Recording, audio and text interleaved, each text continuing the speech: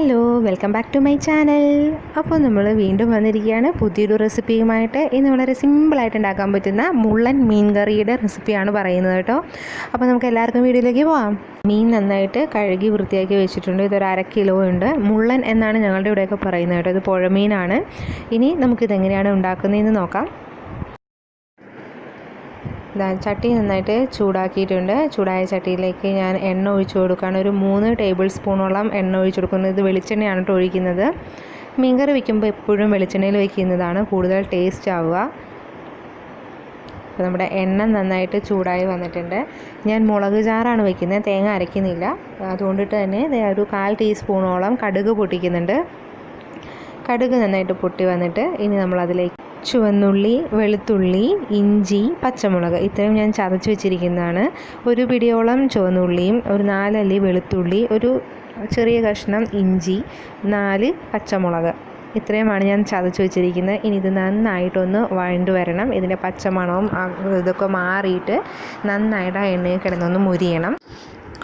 അപ്പോൾ നമ്മുടെ ഉള്ളി നന്നായിട്ട് വാടി വന്നിട്ടുണ്ട്. ഇനി ഇതിലേക്ക് ഞാൻ കുറച്ച് കറിവേപ്പില ഇട്ട് കൊടുക്കുന്നുണ്ട്. ആ ഒരു കറിവേപ്പിലയുടെ ഫ്ലേവർ പിടിക്കാൻ വേണ്ടിയിട്ടാണ് ഇതിലേക്ക് ഇട്ട് കൊടുക്കുന്നത്. ഇനി ഇതൊരു ജസ്റ്റ് ഒരു മിനിറ്റ് ഒന്ന് വഴറ്റിയതിന് ശേഷം നമുക്കിതിലേക്ക് നമ്മുടെ പൊടികൾ ആഡ് ചെയ്ത് കൊടുക്കാം.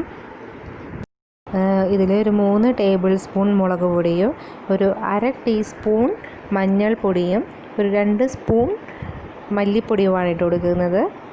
മല്ലിപ്പൊടി 2 സ്പൂൺ ഇട്ട് കൊടുത്തിട്ടുള്ളൂ കേട്ടോ. മുളക് പൊടിയുടെ അത്രയും ഇടണ്ട. കാരണം നമ്മൾ മുളക് ചാറ് വയ്ക്കുമ്പം തീരെ വെള്ളം പോലെ ആവാതിരിക്കാൻ ഒരു തിക്നെസ്സിന് വേണ്ടിയിട്ടാണ് ഈ മല്ലിപ്പൊടി ആഡ് ചെയ്ത് കൊടുക്കുന്നത്.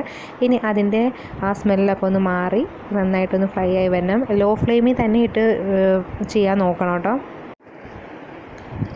അപ്പോൾ നന്നായിട്ടൊന്ന് മിക്സായി വന്നിട്ടുണ്ട്. ഞാനിതിലേക്ക് 1.25 കപ്പ് വെള്ളം ഒഴിച്ചു കൊടുക്കുന്നുണ്ട്. 1/2 കിലോ മീനുണ്ടല്ലോ, അപ്പം അതിന് വേണ്ടിയിട്ടാണ്. മീനിനേക്കാളും കുറച്ചും കൂടെ മുകളിൽ എപ്പോഴും നിൽക്കുന്നുണ്ടോ വെള്ളം. എന്നാലേ അത് പറ്റി കുറുകി വരുമ്പോഴേക്കും കറക്റ്റ് മീനിൻ്റെ ആ ഒരു ലെവലിലേക്ക് ആവുള്ളൂ.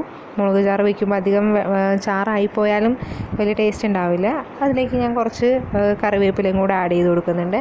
ഇനി ഇതിലേക്ക് ഞാൻ 1.5 സ്പൂൺ ഉപ്പ് ആഡ് ചെയ്യുന്നുണ്ട്. എന്നിട്ട് നന്നായിട്ടൊന്ന് മിക്സ് ചെയ്ത് കൊടുക്കാൻ പോവാണ്. ഇനി ഇത് നന്നായിട്ടൊന്ന് തിളച്ച് വരണം. നമുക്ക് ഇത് നന്നായിട്ട് തിളച്ച് വരുന്നതിന് മുന്നേ ഞാൻ ഇതിലേക്ക് കുടംപുളിയും ആഡ് ചെയ്ത് കൊടുക്കുന്നുണ്ട്. കുടംപുളി വെള്ളത്തിലിട്ടൊരു 5 മിനിറ്റ് കുതിർത്തിയതാണ്.